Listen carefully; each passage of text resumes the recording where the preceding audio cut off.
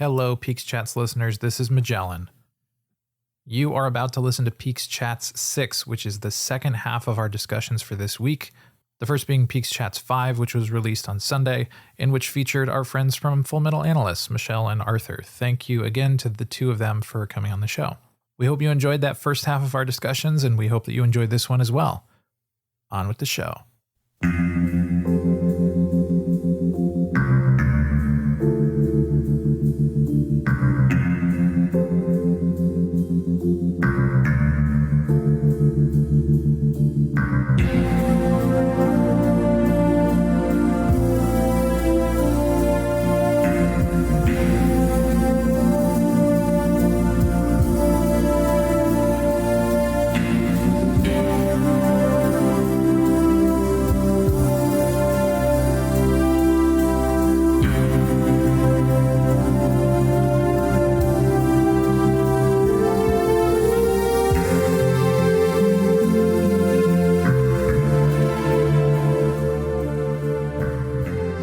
Welcome back to PeaksChatz, everyone. We are here and we are Magellan and Alan solo style, duo style. We're playing duos. We're talking about realization time.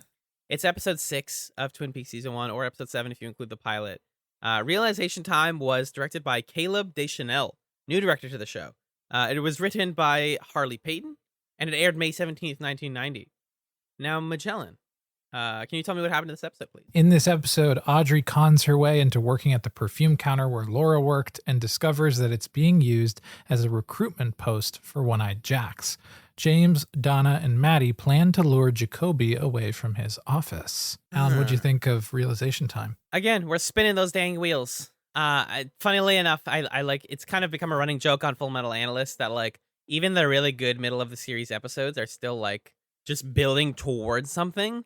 It's an adaptation of a longer story. So it becomes a joke for them of saying like, oh, this one kind of felt like it's building to something. And this is like a pre-finale for sure. And I liked a lot of the stuff that they're building towards, but also it just cannot be denied that the show is like, it doesn't matter. Like a lot of this stuff just doesn't matter.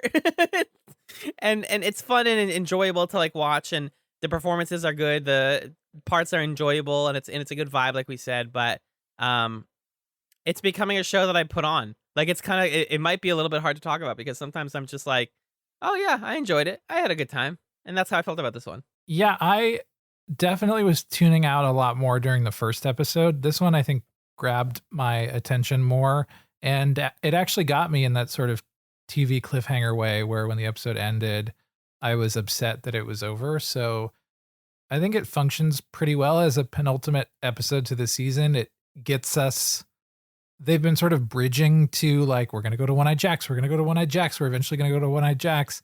And then we finally get there in this episode, and we know that we're on the verge of something going wrong. So, you know, however you feel about a narrative being shaped like that, this episode gets us to the place where we know something big is going to happen in the season finale. Mm-hmm. So I just want to watch the season finale at this point. Yeah, like this feels like exactly like you're saying, part one, and you just want the second one. If this was airing live, I would be like, no, and I'd be really mad. And now I am, because we watch these once a week. Yeah, I'm trying to remember the thing. There was a shot before they go into One-Eyed Jacks where the four guys line up. It's Cooper, Truman, Hawk, and Doc Hayward. Uh-huh. That shot has been one of my rotating desktop wallpapers for a couple years now. Actually, since I watched this show originally. Oh, really? Yeah, it's what we call, if you listen to our Patreon content and we watched an old film recently. What's it called? What the heck was that? Knights of Cabiria. Knights of Cabiria. Occasionally you watch a Fellini movie and you're like, all right, this guy's just flexing. And occasionally here, it really just feels like the people directing, or Caleb Deschanel is just like, yo, check this out. What if I lined up the guys? Wouldn't it look sick? And you're like, yes, Caleb, it does look sick. Why did you do it, though? And it's, again, it calling into question, how do we feel about the Bookhouse Boys? This like extrajudicial cool guy squad where they wear funny costumes and sneak into gambling dens. Do you like the Bookhouse Boys? Well, I think I like them as individuals, right? And that's what makes it sort of fishy. Just to make it plot clear to folks listening, in case you didn't watch the episode itself. For various reasons, we learn, okay, for sure we're going to go to One-Eyed Jack's. They find the rest of the poker chip at Jacques Renault's apartment, maybe? Yes, or somewhere like that. And they decide, the cops decide that they're going to go undercover and go gambling at One-Eyed Jack's to investigate that particular establishment. And, but because it's outside of the state lines or whatever, it's on the line, the border, it becomes it's in Canada, right? Mm-hmm. Yeah, it's like across the border in Canada. So Truman says, oh, that's out of our jurisdiction. And Cooper, and this is the telling moment that made me a little uncomfy, is he said, well, we can just use, the sort of secret thing that we're not supposed to do. And then it'll be totally fine. Coop, I think you've officially become a cop. What methods can we use to do what we need to do, right? And we see a side of Cooper in this whole thing that makes me not super trusting of him, or sort of see him as the kind of classic like FBI man stereotype that I'm not necessarily into. And we see him get really excited about the prospect of gambling. He says this: it's $10,000 of the Bureau's money. Whenever I gamble with the company stake, I always like to bring back a 10 to 15% return. How much you want to start with? How about 300? He like licks his thumbs. He's like, ooh, I'm going to gamble and make so much money. And Ed is like grinning. He's like, ooh, yeah, we're going to gamble. Yeah, they're broing out in this way. I'm like, I don't know if I'm along for this ride, Bookhouse Boys. But as individual characters, they're all, Truman is a sweet boy. Ed's a sweet boy. Cooper's a sweet boy. They're all Hawk is a sweet boy. They're all very sweet. And so you root for them, but they're definitely in a moral gray area right now. Mm-hmm. And you could have a conversation about like, well, they have to do this in order to get to the bottom of things. I don't know. So it makes me uncomfortable, but I don't know that I have this sort of like leg to stand on to give them advice on how to conduct this particular investigation. But clearly what they're doing is a touch illegal. Yeah, and they're reveling in it. Like maybe whether or not they're doing the illegal thing, they also are enjoying it, which is where I find myself not agreeing with them anymore. But let's dig into this plotline a little more before we jump away from it, because I think this is like one of the highlights of this episode is the One-Eyed Jack stuff. Which is, I keep saying this, but Twin Peaks has really great, memorable set pieces. And when the One-Eyed Jack set is like that, it's bright, it's colorful, but it's also kind of creepy and seedy at the same time. And it's lit in a cool way. Like, I just enjoy being there. And I picked up on a new thing there this time. But before we get there, Cooper comes up to everybody else. Then the evening has started to fall on Twin Peaks. We're in the like lobby of the Great Northern or whatever. And he's got his whole suit and tie get up. And if you take his tuxedo, that's the word. I was like, what's the thing where it's a suit and tie and a whole thing? It's called a tuxedo. Jackie Chan's The Tuxedo. Thank you. Look at the way the actor playing Truman looks at Cooper. He's so happy that his friend looks good. He's like, oh, Cooper, you look so spiffy. You look like $1 million right here. He's like, Michael Onkane is like in love with this man. I think it's honestly like, I make the joke, right? But I think Michael Onkane is just he's Canadian, right? And so he's just very like, he's nice and friendly to like a lot of people. He's from Vancouver. Okay. Go ahead. I like Harry Truman. I think he's lovable, even though he's also a cop and he can't be trusted. That's the fact of the matter. Oh, okay. I thought. And because he's Canadian, he's gay. That's what I thought you were saying. That's what I meant, but that's not what I was saying. I actually kind of read it as a little apprehensive, him looking at Cooper and realizing, oh, my quaint friend can be a sort of James Bond guy when he needs to be. Yeah. Is this before or after the gift? I think this is after. Yeah, the gift. This is after. Yeah. They go to the diner. Harry and Cooper go to the diner seemingly just to go like scold Hank. Yeah, not even to interrogate him, but to just be like, hey, Hank, want you to know? Fucking hate you. Anyways, bye. Yeah, and then Shelley says, "Oh, do you guys want coffee?" And Cooper, Oh my God. gives this response. He is so like aroused by the thought of coffee. He's like, "Yes, coffee." And Truman says, "No, we got to go." We have And to then go. Cooper says this. Harry, I'm gonna let you in on a little secret. Every day, once a day, give yourself a present. Don't plan it. Don't wait for it. Just let it happen. It could be a new shirt at the men's store, a cat nap in your office chair, or 2 cups of good, hot, black coffee. One of the most memorable quoted lines from Twin Peaks, by the way, because it's true. It's Cooper's like ideology in a nutshell. Right, right.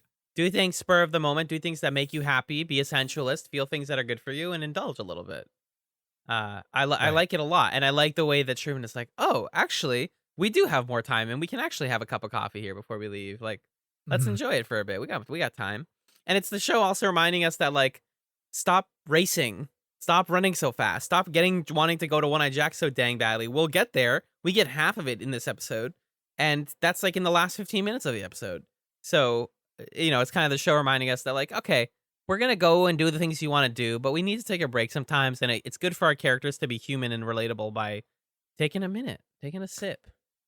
Yeah, I mean, and you could sort of read it in that mindfulness way. I think you could also, there's a conversation to continue to have here that we started to talk about in the first half with Arthur and Michelle, just around like Cooper and indulgence and the way that he like indulges himself in little bits here and there. Yeah. And I don't know, there's kind of like I don't know what the word is, but it's asking me to acknowledge that Cooper is someone who like yearns and has desires and has like this very methodical way to have like short little bursts of, and now I'm going to indulge this particular desire. And now I'm going to have this little bit of pleasure. And there's something about like him having that level of control over it and that much purpose with it that I don't know. It's just not that there's necessarily anything wrong with that, but just to see that expressed in such clear terms in the context of the broader show. I don't like take it as a unambiguously nice moment because of the show that it's showing up in. Yeah, it's one of the bummer. That's why it's weird that it's quoted so much, because in the context of the show, this is, and yeah, Cooper is somebody who wants to like sample all the things in life, and you can make a cool comparison and say that this is what the show is saying people in that era of time, in his age, want. I mean, Norma and Ed last episode basically are saying we wish we could do things the way that Cooper does them. We're like, we wish we could just have the things we want and like say we want them and do them, give ourselves presents, be with each other, love each other, all that stuff. And Cooper gets to have that, and he's an example. He's supposed to be like a likable, beacon of like, well, this is what happens when you just like let things happen and are very like you said, this mindfulness, and you're just present. Is you get to be the person who takes a minute for coffee. But like you said, that's not the material reality. Is that this is an FBI agent investigating a very gruesome and urgent and serious murder case. And it's pretty unprofessional also to be like, well, what about, so let's get a quick cup of Joe. And I think that's where the show, like taking its sweet time, also bothers me.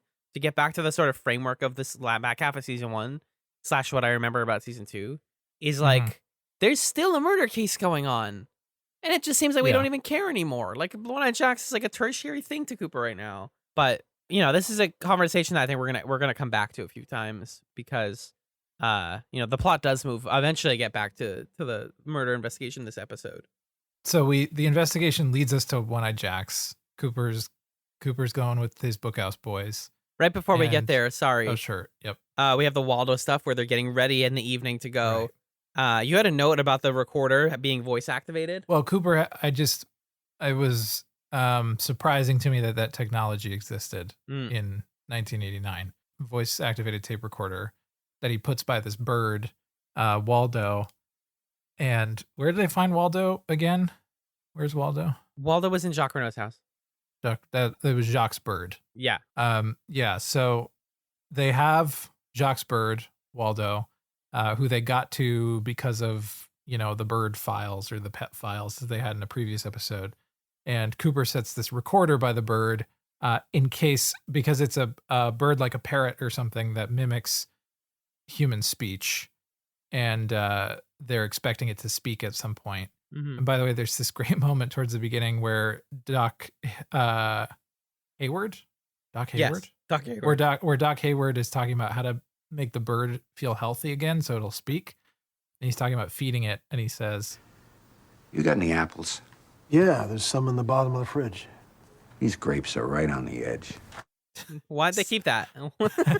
just like that line. It's great. Grapes are right on the edge. But yeah, so Cooper has this recorder just in case the bird speaks. And then the bird does start to speak. It says a few things. And then Laura, and then it's like doing the voice of Laura Palmer. Yeah. And then Leo shoots the bird from outside, assassinates the bird. The absolute this is my favorite Hitman level, by the way. But the absolute the absolute tragedy of all the blood spilling on the pile of donuts broke my heart permanently. Oh yeah, I was so sad to see that. There's violence with comedy. Twin Peaks loves to do that, right? It likes to pair those things together. Right before it's shot, after it's shot, when they're listening to the recording, you hear every time it was voice activated by accident.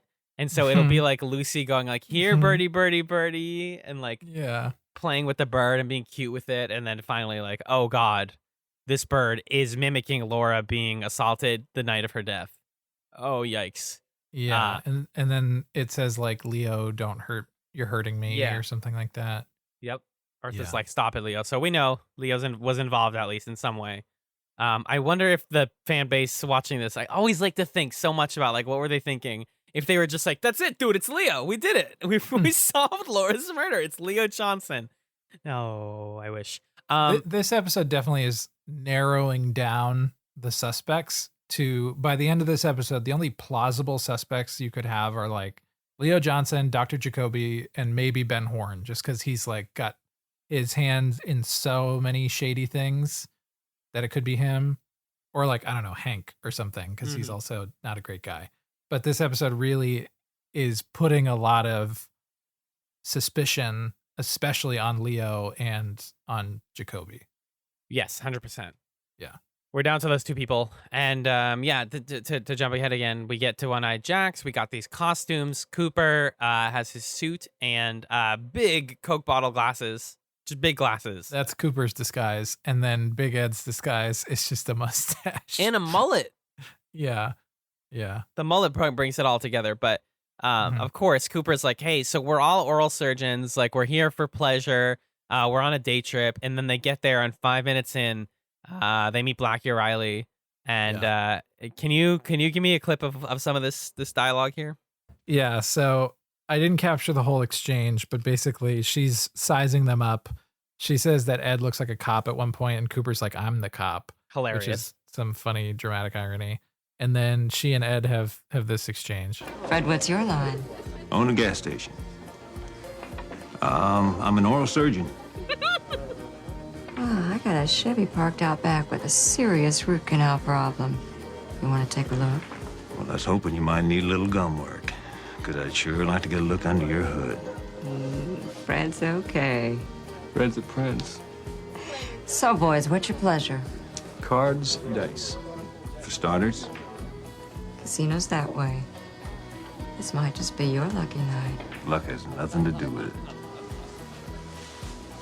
Not bad, Ed. Not bad at all.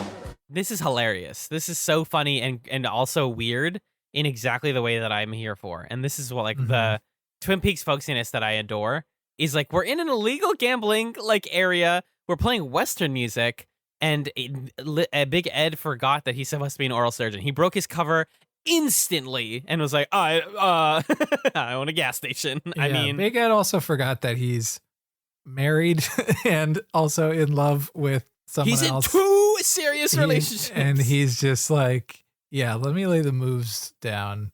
Didn't have real to. Quick. Did not have to. Just wanted to. He has a great time with this.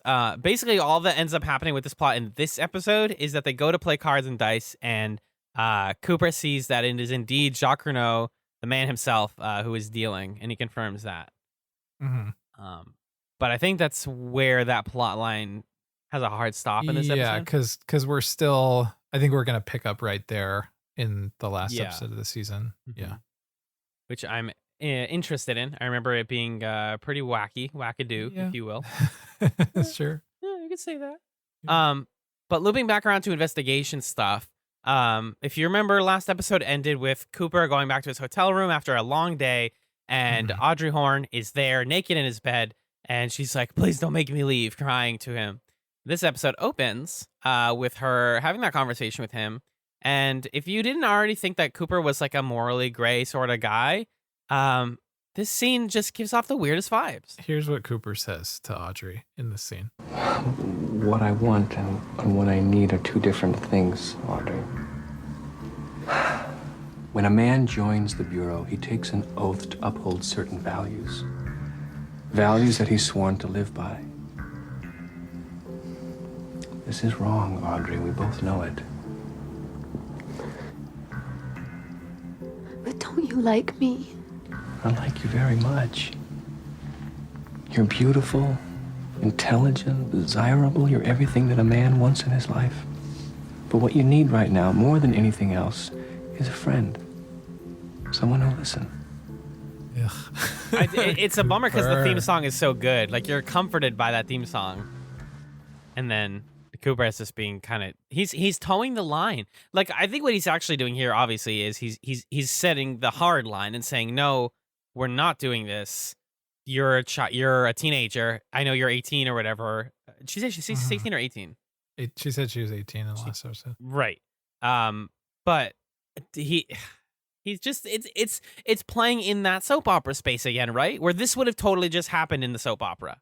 Where he's like, he Sure. engages in this and it's controversial and he hides it from people and blah, blah, blah. But Sure. in Twin Peaks, he says, no, that's inappropriate. I don't want to do that. Yeah, and there's good to what he's doing here. He's saying that's wrong, but he's also saying, like, she's like, well, do you think are you into me? And he's like, oh yeah, totally. I'm so into you for sure. Yeah, the only reason we're not fucking right now is because the FBI told me not to. But seriously, and it's like, why, Cooper? Why is that how you're answering the question? I don't know. It's just not. It's not nice to watch. Yeah. And again, as we discussed in the first half, the background info showing you that they wanted this to be a thing. And Kyle MacLachlan was like, no, what is it? And Yeah. made it not a thing. Oh, but before we leave that scene, there's Yeah. one final exchange between them that I think is worth thinking about, where they say this. I can't tell you all my secrets. Secrets are dangerous things, Audrey. Do you have any? No. Laura had a lot of secrets. Finding those out is my job. So it's making clear this motif that they've started to talk about in previous episodes of just like secrets and the harmful effect of them. And that's a reality of the show overall, right? Everybody has a secret Mhm. in Twin Peaks, and that's what kind of plays against the veneer of simple Americana, is that everybody's hiding something. And it raises the question of, what's Cooper hiding? He's got to be hiding something. Absolutely. But Audrey continues her investigation at the perfume department. She meets Jenny, who is a young woman who works there and is quickly recruited, like, overnight. I guess, like, Jenny's obviously been being canvassed for a while, but to us, it looks like it's been 5 minutes. And Audrey's great in the perfume store. She's very rude to customers, even though the guy who hired her is like, this is all customer relations. Don't be mean to them. She's like, Yeah. you got it, dude. You got to hire me, though. And she's like, okay, I guess I'll hire you because your dad owns me. And she immediately is like, the woman is like, oh, I want it to pair well with something. And what's the line? She says, like, you should wear the perfume around your neck. Then you can show it off. Right. It's a Yeah. conversation piece and it smells good. And the woman's like, you're an asshole. But the girl, Jenny, the other one who works there, is being recruited. And once again, Audrey has the magical power of sneaking behind walls and doors. She's like when you have a really high stealth score in a Bethesda game and you can just like stand 2 feet away from people and you hear can just everything. like wave at someone right in their face. And they're like, huh? What was that noise? The thing she says to get that guy away from the office is she's like, oh, I think a bus crashed outside. Successful speech check. He goes, ugh, okay, I guess I gotta go check it out. And then she also takes a cigarette. She's like, yeah, I get a cigarette. He's recruiting this woman. He tells her, he gives the phone number of something called the Black Rose, some person, some place, whatever. It's the one at Jack's recruitment. Super gross. The whole, like, if you do well, you can be in hospitality. Like, tell me you're recruiting people for sex trafficking without doing it, without saying it. So bad, so yucky. And Audrey witnesses all of this from the comfort of a closet or whatever. And her first instinct is to get in on that. She calls the hotel leaving messages for Cooper. She's trying to, like, tell him this and finds out through her investigating that he actually went there. And she says, okay, cool, I'm going to go there. If you didn't already think it's weird that we are sexualizing Sherilyn Fenn in this series, who is supposed to be playing an 18-year-old, her going to One-Eyed Jack's and not only giving a fake name, which I want to talk about, but like doing the classic like sexy girl ties a cherry stem with her tongue thing and getting hired for it. Bananas. Certified bananas to me. It's a question that I feel like we phrase this way a lot, but you know, am I supposed to think this is gross? Right. Like, are you commenting on this or are you doing it?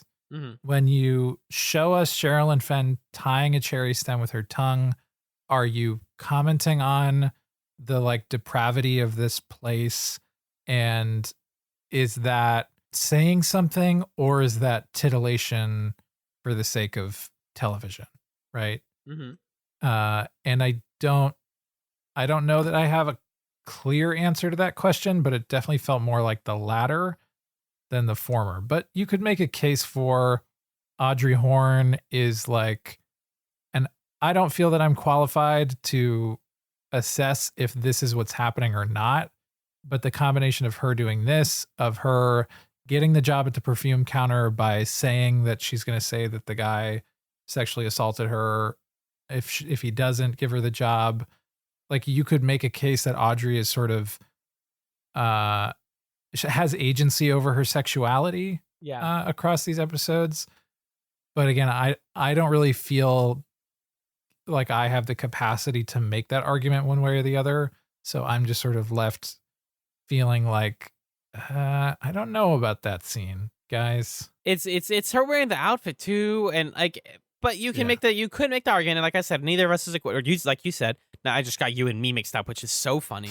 Neither of us are equipped to fully discuss this, but we're going to try, you know, and maybe there is something feminist to be said about like her, you know, whereas Laura is acknowledged, it was in her letters and diaries and voice messages, acknowledging like, I have this weird power over people and I don't like that. I think that that's weird and unsavory. Audrey is embracing it and saying, I know that this works and I'm going to do it because it gives me the information I need and make people give me what I want when I do this. And how they were raised differently. And you can get into all that sort of stuff here. But it is super weird. And then Blackie being, this is why the fake names thing is funny to me. Cooper and Ed tell her that their names are Barney and Fred. Come on. First of all, come on. The fact that she says you look like a cop, I thought she was instantly going to be like, I know who you guys are. Like, that was just over. Come on. And then, but Audrey says, my name's Hester Prynne. And then, like, God, Audrey's so stupid. She's my like, nobody's read this little indie book that I've read. The Scarlet Letter. And then she says, I'm from this area in Montana or whatever. Blackie's like, oh, is the guy still there? And she's like, yeah, he's doing great. And she's like, that's the name of my dog. You're lying to me. I read the Scarlet Letter in high school. Like, yeah. I guess if you're a high school, that's kind of in line. If you're a high schooler trying to betray people, you're like, I read this book. Let's see. I don't think anyone's going to remember the stupid Scarlet Letter. I think it's very characterful that Audrey has this sort of audacity to go and do this undercover mission completely on her own, but just has not fully thought this through in all the ways that she needs to. That, you know, I think that works. And I do enjoy Audrey trying to take it upon herself to like solve the mystery, because I Mhm. think it unfolds that plot in a way that allows us to visit with different characters and get a different perspective on it. And it's just a little more engaging than if Cooper was solving all of this stuff himself. Exactly. But yeah, it is a pretty dumb choice to say I've named Hester Prynne. And, you know, it's also calls to mind why that particular book, how does a book about a woman Yeah. who's being marked for, you know, her sort of for Promiscuity. being marked for committing adultery, right? Yeah. That's what the A stands for. Yep. What is that? How does that relate to Twin Peaks and the plots we see in the show? Like, it is kind of a surface level connection, but it's a fruitful one also. Yeah, it's all there. I'm sure that Harley Payton and company wrote that name down and were like slam dunk, and then they had to have a character be like, "That's stupid. Why did you say that?" Just to be realistic for a minute, you know. But everybody's investigating, and like you said, it's all different aspects of investigation. So Audrey's there, Cooper's there, and the Bookhouse Boys are all there. And then we can briefly touch on just Donna, James, in their own investigation with Maddie. Who puts on a blonde wig and basically goes through this elaborate plot to convince Dr. Jacoby to leave his house and come to visit them. They want to talk to him about the tapes. Or they sneak into his house, right? That's what it is. They get him out of his house so they can break in and check the tapes. Yeah, essentially what they do is they dress Maddie up like Laura. They have her call Dr. Jacoby and impersonate Laura's tapes. The reason that they're doing that is because Laura had her tapes, but one of them, the one from the night that she died, is missing. And that's the tape that we've heard Dr. Jacoby play to himself in his room. And so they want to find that missing tape because they think maybe that'll incriminate Jacoby or something. They feel at this point like he's the one who killed her. They're convinced of it. So yeah, they dress Maddie up like Laura. Laura calls Jacoby. She's like, "It's me, Doc. Come visit me," so that they can get him out of his office and go and find the missing tape. Mm-hmm. Yeah. Pretty cool. I mostly like it because Donna has a cool hat in this scene.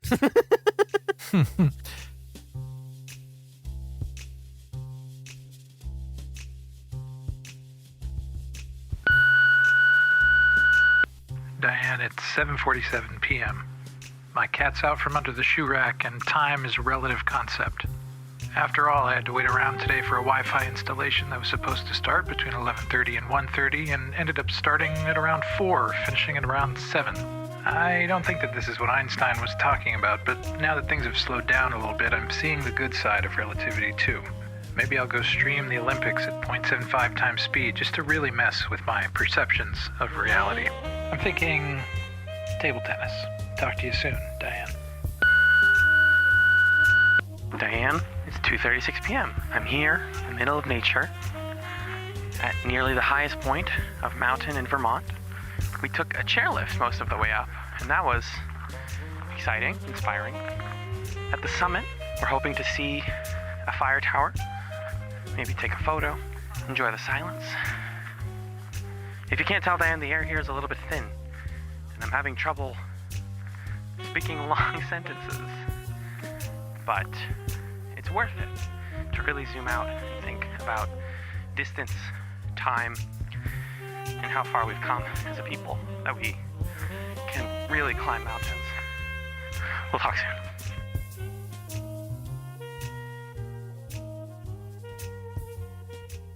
Also, there's something to be said about, like, if I'm going to be serious for a minute, the power of not only Madeline Ferguson, but Cheryl Lee putting on a blonde wig. And obviously that just means, like, I think they just messed up her actual hair and made it look like a wig. I don't think they put a blonde wig over her blonde hair. Well, they might have put a blonde wig on top of her black wig? hair wig. Yeah, that's why maybe. it looked like an extreme mess. Yeah. Yeah.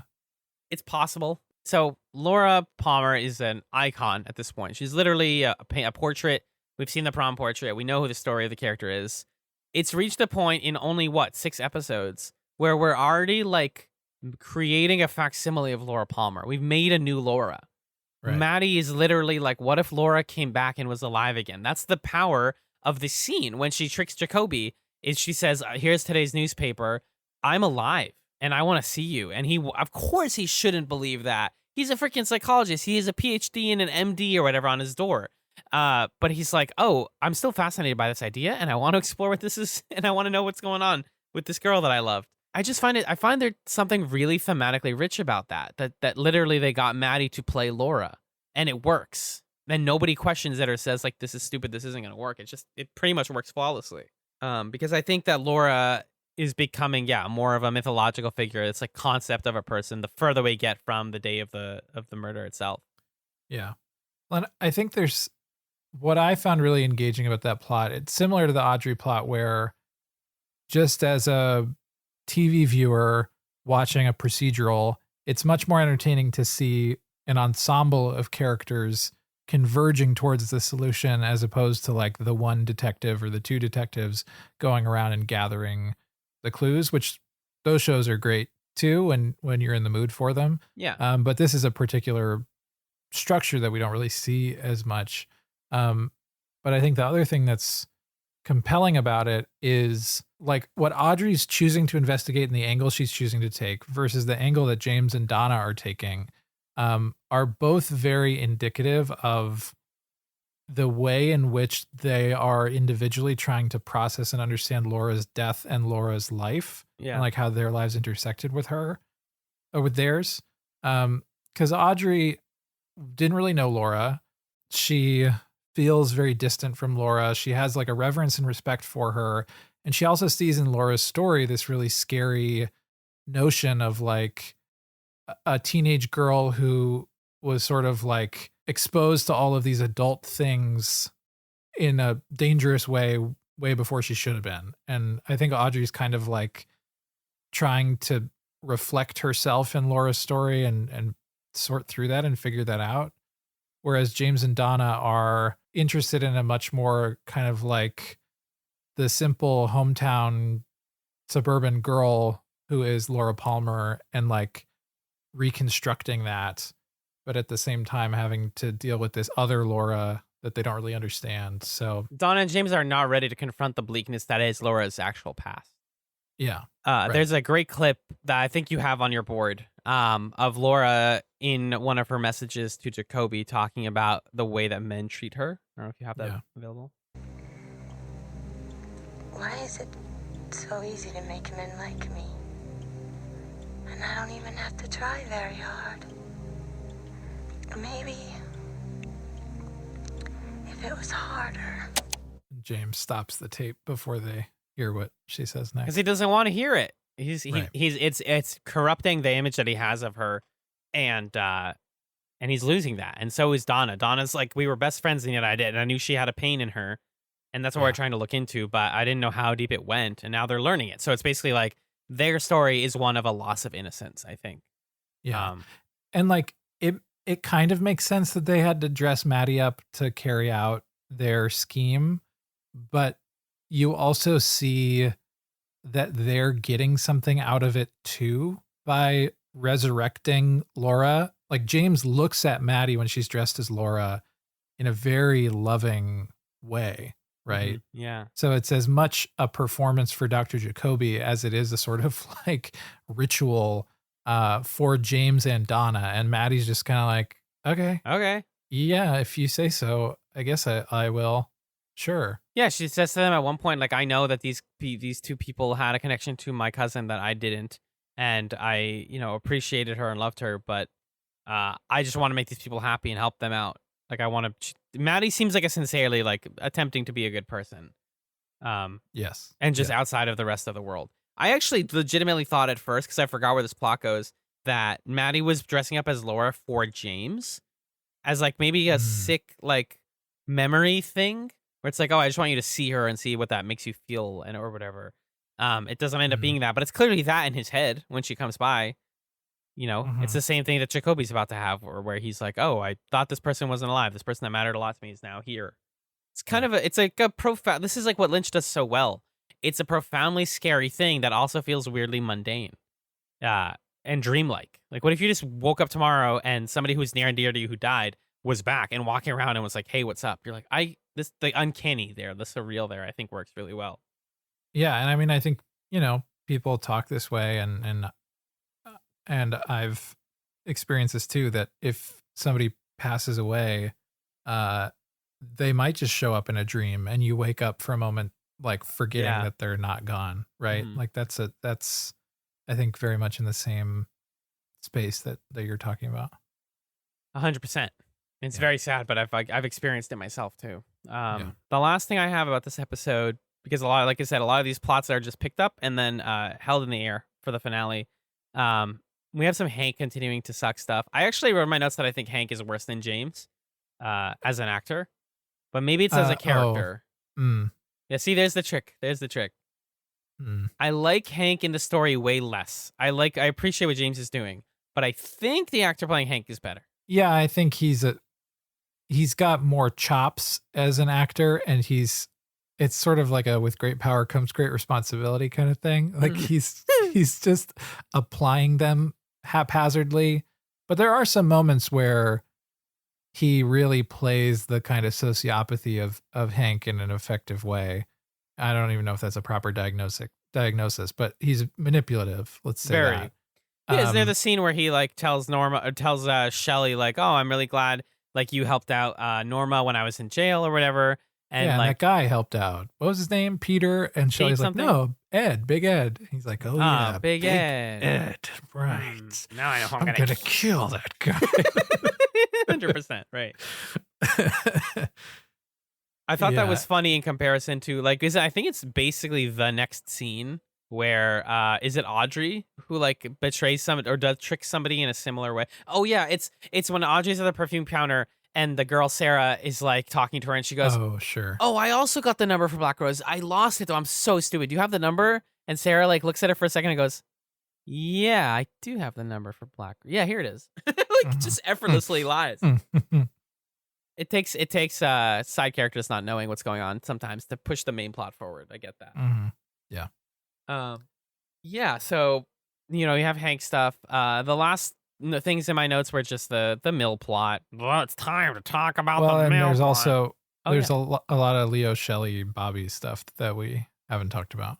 Oh, sure. Let's get into that. Yeah. Well, actually, I can do the mill stuff so quickly, right? So Yeah. mill stuff. Josie, it gives a life insurance policy to Catherine, saying if you die, then you're gonna give all your money to me. Is that correct? Because it says like Essentially, what happens is there's this insurance guy who shows up, Mr. Neff. yeah, to talk to Catherine, and he says, "Hey, I just wanted to run this new life insurance policy by you since it takes effect tomorrow," and he clearly knows that like there's some people are gonna kill her stuff going on here. Yep. And he's like, let me just run this by Catherine Martell and maybe she'll, reward me for it or something. Cause that's how the scene plays out. But you see that, yeah, what's happened is Josie has been named the sole beneficiary if Catherine dies.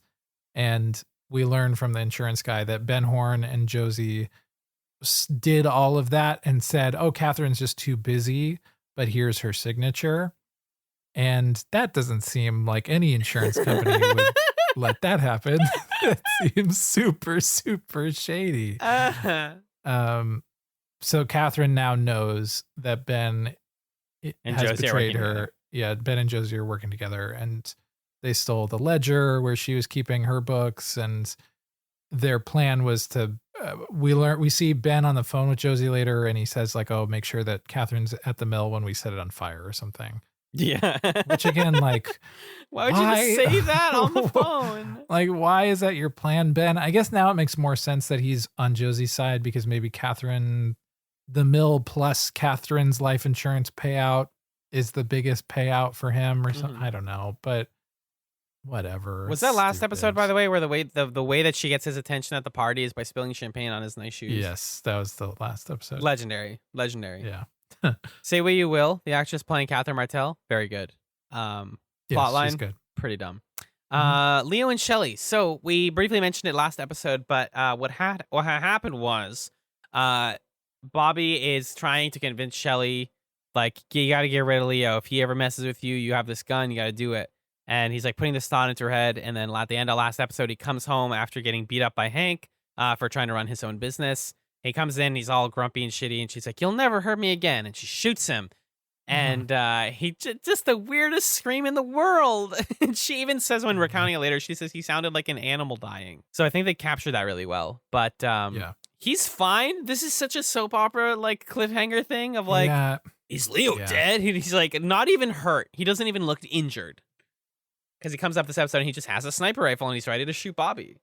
Yeah, it really bugged me because, that's a really important moment for Shelley's character to take that into her hands and then to process, okay, I did that. Like, how do I feel about the fact that I did that? Yeah. And it just really undermines it, I think, because they're like, oh, well, we need the bad guy. Like, we can't just kill the scary guy. He needs to be there in the next episode to be scary. But it just, I don't know. It cheapens that choice that Shelley makes, which is a huge, huge choice on her part, right?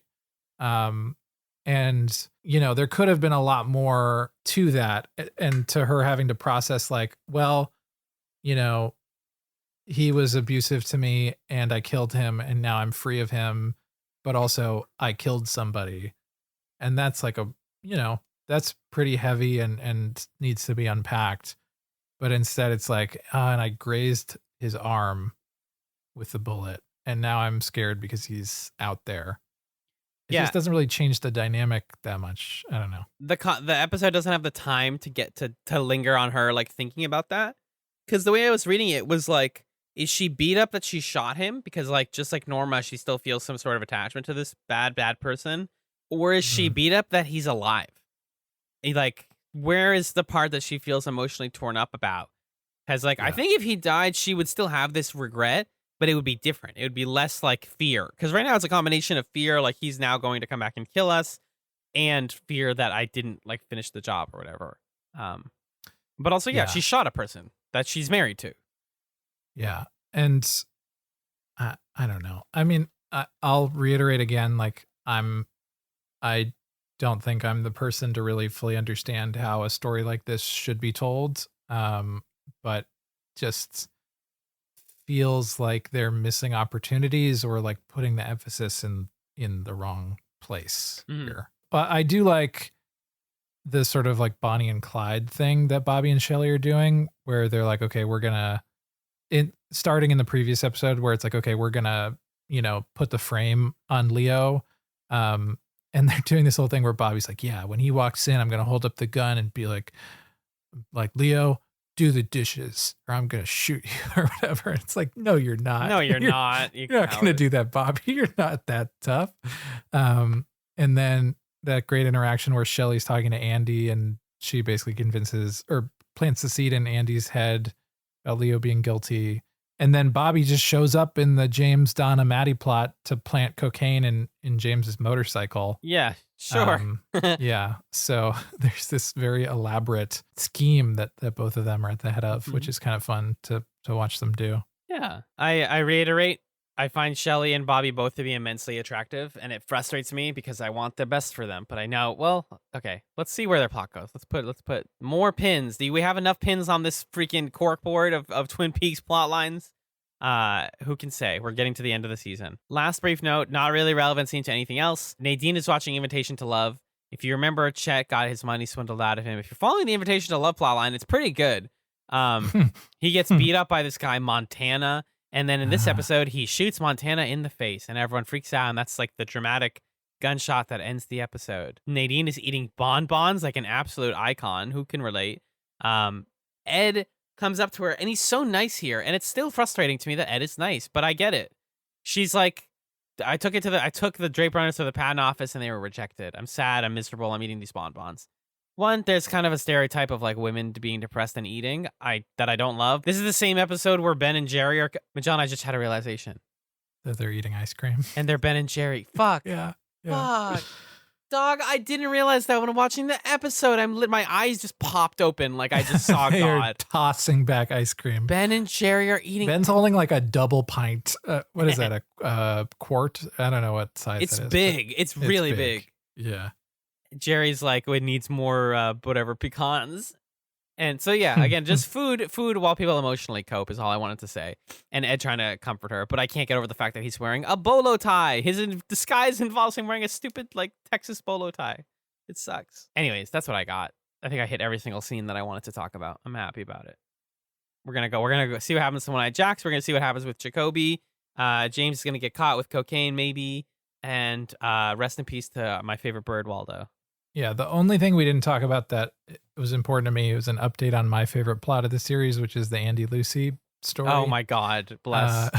Lucy's back. Lucy. And there's this exchange. Good morning, Officer Brennan. I sure wish you would stop calling me Officer Brennan. Officer Andy, this is peak activity time at the station switchboard. So it's really not convenient for me to talk right now. Twin Peaks Sheriff Station, may I help you? One moment, please. That call is from some kind of doctor, so we'll learn more about that in a future episode, but that seems to be the root of why Lucy has been cold to Andy lately. And that's the plot I care about. Pin it. I wonder if someone could actually track how many pins I've how many times I've said we're going to pin this plot line on the podcast. That's what we got. Any stray notes, Magellan? Nope, I don't think so. Delicious. Well, folks, we hope you enjoyed this excellent discussion of Twin Peaks. Was it excellent? I don't even know. You tell me.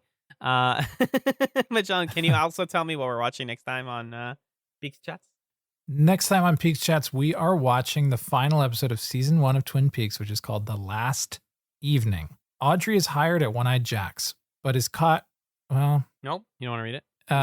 Yeah, this is all spoilers. This is just going to tell you what happens. Let's not do that. Stuff happens, the season ends. We'll talk about it next week. Perfect. Love it. Stuff happens, the season ends. We could use that for every season finale description, honestly. Yeah. Cool. Magellan, let's take it to the zone of plugs. I'm going to do it this time. I feel like I've made Please you do it. Yes. Do it. Here we go. If you would like to get a hold of us, please send us emails at chatspod@gmail.com. That is all instances of chatspod spelled CHATZPOD. We're on Twitter at chatspod, or you can follow us for updates about the show. We have a community-run subreddit, which is at r/chatspod on Reddit. And we would appreciate it if you did a couple of things. Number one, if you haven't already, please give us a rate on your podcast platform of choice. That means Apple Podcast. We're on Spotify. We're on Stitcher. We're on everything you can think of. And if we're not, tell us so we can fix that. Also, consider supporting us with some coinage over at Patreon. Patreon.com/chatspod is where you can give us your coins. And we love your coins. And if you give us $5 in coins every month, then we will thank you here. Thank you to our $5 patrons. Kat, Marcus, Nick, Pat, Fendon, Ryan, Six, and Stefan. Thank you for supporting Chat's television podcast and keeping the lights on. We got all sorts of bonus content on there. We highly recommend you check things out over there. And if you want the #1 source for all things Chats, chatspod.com is a website that we did make that has a lot of fun Easter eggs and links to everything we've discussed today. It's awesome. And if you like our podcast logo, it's done by our friend Camilla, who was on the last two podcasts ago, and she can be found at all social media platforms at Camillastrator. That's CAMILLASTRUTATOR. Camilla, nope. Camilla Illustrator. You got this, guys. It's a portmanteau. I believe in you, and it'll be in the show notes too. Yeah. Beautiful. Magellan, we like to end the podcast by doing what's called chat sounds, where instead of personal plugs, we recommend things for people to do in the meantime after listening to 17,000 hours of PeaksChatz. Okay. Before the next 17 hours of PeaksChatz. So what, Magellan, my friend, is your chat sound for this week? I haven't breathed in the past 5 minutes. I really don't know what my chat sound is. Curtis Connor. I'll kill you. Yeah, I have been recommending a lot of YouTube chatsums lately, and that's been the sort of primary things that I've been consuming. But this past week, I shifted back to listening to more podcasts. And listen to podcasts. You get to rest your eyes. You get to do other stuff, do some chores, walk around. It's great. They're literally listening to one right now. I know, but I rediscovered why I like podcasts and what's special about podcasts in contrast with watching a video. So I'm going to say get back into podcasts. Can I have one recommend that you haven't given before? No. Okay. Thank you for indulging No. me. I'm recommending the experience of listening to podcasts. I'm going to write that in the document, the experience of listening to podcasts. Great. I have an artist to recommend for folks. So if you keep up with the electronic music community, you must have heard earlier this year of the tragic death of one Sophie, who is an incredible producer. At the young age of 34, passed away tragically. She was incredibly influential and has been featured and produced some of the best pop songs of the last 6 or 7 years. Really, really creative stuff. There's actually a playlist on Spotify that I'm really depressed that I didn't find before her passing, but it's every Sophie produced song on this damn site. And because she only had 2 EPs under her own name, this is obviously a mononym that she goes by. It's kind of hard to find her stuff without looking into song credits. So somebody basically gathered it all together. And I mean, she's worked with Vince Staples on some of his best songs. She has worked a lot with Charlie XCX. She's a big reason Charlie XCX blew up. She's worked with Madonna and Nicki Minaj, and just incredibly, incredibly talented. A very unique, distinct style. And if you listen to a lot of her work, you'll start to hear it kind of go throughout all of her work. Yeah, it always bums me out when I get into somebody after their passing, but we move on, we press onward, and we try to take their influence and what they did and learn from it, right? Mm-hmm. So definitely check out Sophie. You can literally look up Sophie music producer and find all of her stuff out there.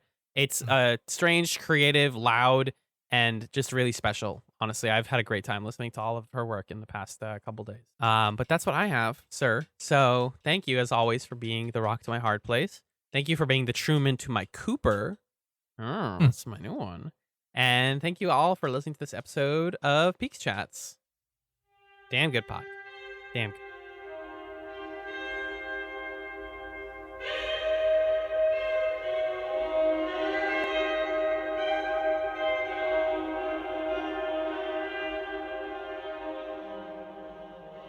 Okay, everybody, welcome to Spoiler Zone.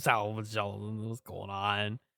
Remember when, the Spoiler Zone really shouldn't just be remember when thing happens, but remember when Maddie dies in a brutal way? Yeah. Yeah. That's the sort of completion of what's starting here, of people putting her into being this reenactment of Laura Palmer, right? Yeah, exactly. Leland sees her when she goes out that night. There's a brief shot where he's he's awake at night in the living room. Yeah. So that stuff bums me out. That's why when I was Maddie's plot doesn't go anywhere, I didn't want to be it goes into the ground. Sadly. Again, really trying to emphasize to the people who haven't watched the show before that if the One-Eyed Jack stuff and the Mill stuff, you got to get used to it, guys. That's going to be the show for a while, and it's okay. You're going to learn to like it. This is all we're going to have. I'm not crying. You're crying. No, honestly, it gets interesting. I mean, the Mill stuff, once they add new characters, it gets cool. I just think that they're running out of momentum with who we have right now. There's only so many times that you can be is Ben betraying Josie? Is Josie betraying Ben? Is she smoking a cigarette in the room by herself? What's going on? Do you remember that Jerry is in Twin Peaks The Return, Magellan? What? Jerry Horn is in Twin Peaks The Return. He is? It's so good, dude. Don't even read about it. Don't look anything up about it. I know we don't talk about Return spoilers, so that technically is breaking my rule, but he's in it. It's great. As Jerry Horn, too. It's not even the actor playing a different guy. Jerry Horn is in Twin Peaks The Return. Oh, it's so good. I was reading about tulpas earlier. Again, don't look that up. Don't Google it, anybody. But it's exciting. I wanted to talk more with Michelle about what he thinks about that whole 18-hour movie thing, because that was a discourse for a while. It was is Twin Peaks The Return an 18-hour movie, or is it 18 episodes of TV? Because it came out weekly.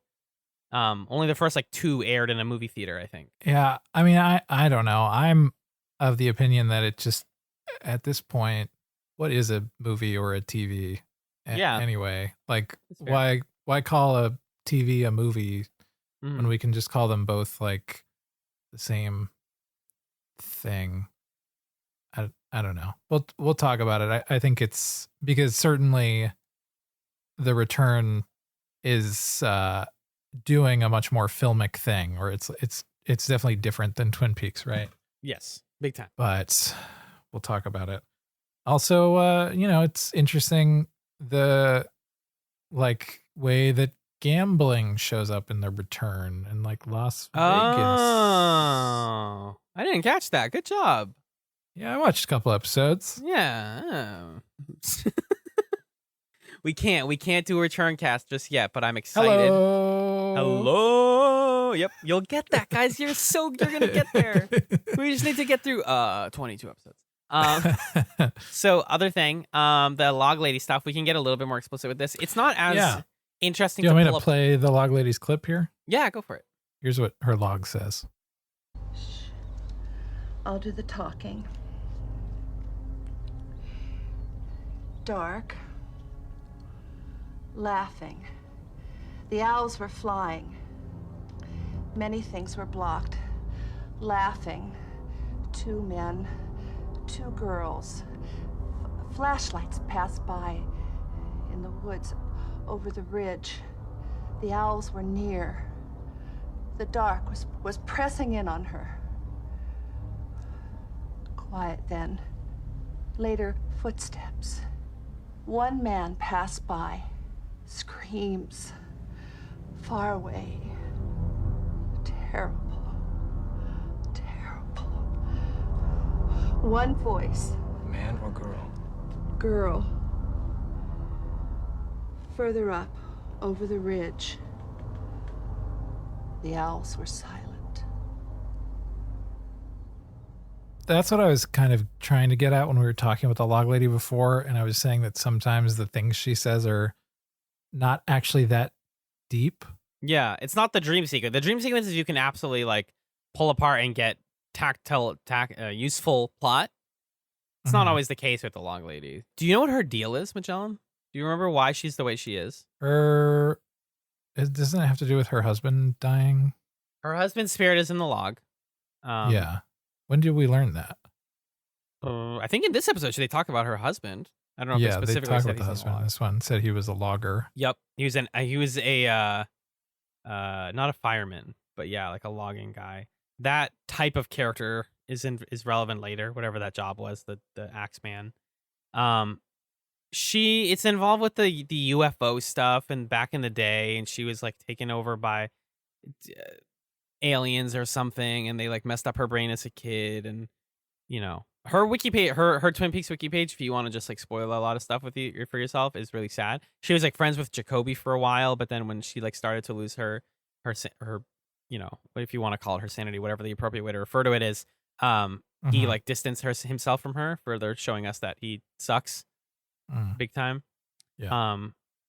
But yeah, it's there was a whole generation of people at Twin Peaks High School before the current generation, and she's part of that also. But also she's she has a Black Lodge tattoo on the back of one of her legs. It's oh yeah, this log lady lore. Nothing particular. She does mention owls though.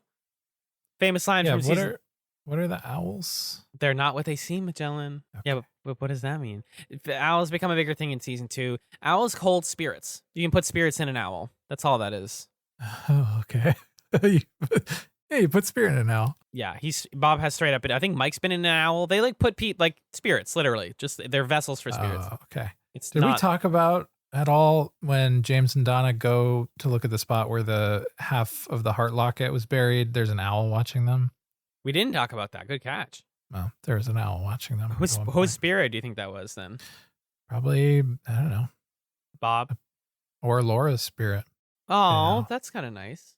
I like Maybe. that. We didn't talk much about Flesh World, but it's the center of a lot of the grossest stuff about the show. It's just so funny to me. I know we said this, but Flesh World being a legal business where it's you said there's more of Flesh World stuff? Not much. Not not to the point. I'm only bringing it up here because I didn't. This is also where we can. Oh, okay. Just the refuse from the episode, but yeah. Flesh World's dumb. I do love Andy saying Renault instead of Renault. I know that the Jacques Renault plot doesn't go anywhere. I think that's all I got. Yeah, there's not really. Oh, James is gonna look for his mom. Oh, that's why he goes out on his motorcycle journey, right? Believe that's correct. And then he is with an older woman. Oh, the James stuff is so stupid. Oh God. Do you know that Nadine gets with Mike? Who? Mike, Bobby's friend, Mike. What? She like has a. This is Oh season 2. my god! Oh my god! I just flashed to the part of season 2 where Nadine thinks she's a teenager. Yeah, fuck yeah, dude. That's gonna Holy so shit! much. I forgot about that. Stop telling me season 2 is bad, folks. Nadine like has brain damage at some point and thinks she's a teenage girl. God, and she wears like sweaters and like dates Mike. And she's like, "Oh, hey, Ed." Yeah. He doesn't know that they're married. God. Oh yeah. And he's like, finally, I can be with Norma. Oh, it sucks actually. Oh my god, that's terrible. I'm thrilled. Ugh. So glad. So does the mill burns in the next episode, right? Is that true? Doesn't it? Doesn't season 1 end with the mill burning down? I believe you. Yeah. I think that's right. I think Catherine's there and Catherine dies, but she doesn't die because she comes back as Mr. Tajimura, the most racist thing. I love how many things you forgot about season 2, dude. I'm thrilled. Oh, Mr. Tajimura, where she wears an Asian like face with like a fucking Fu she does yellow Manchu face. Yeah. Oh, it's racist, guys. Yeah. I'm just gonna keep you in the spoiler segment to remind Magellan of how stupid this shit is. And those of you who haven't seen it yet, strap in. You shouldn't be listening to the segment anyways. That was cathartic for me, Magellan. Thank you. Appreciate it. Oh god, there's so much. There's so much bad in season 2. Mm-hmm. But I feel like a lot of that stuff is actually concentrated in a smaller patch of episodes than we think. The like second to last episode is the Miss Twin Peaks pageant. It goes, dude. Oh man. Okay. Dick Tremaine. Yeah. Audrey has a boyfriend. Yep. Donna has like a boyfriend, I think. Everyone just gets boyfriends. Billy Zane is in the show. All right. I guess it gets kind of dumb. Should we? Don't watch it. No, do watch it. It's entertaining. We're gonna instead watch what the hell is the show called? On the Air. We're gonna watch On the Air instead of season 2, and then we're gonna skip to season 3. Good plan. Yeah. All right, Magellan, I'll talk to you next week. Okay. Bye, everybody. Bye. Toot toot.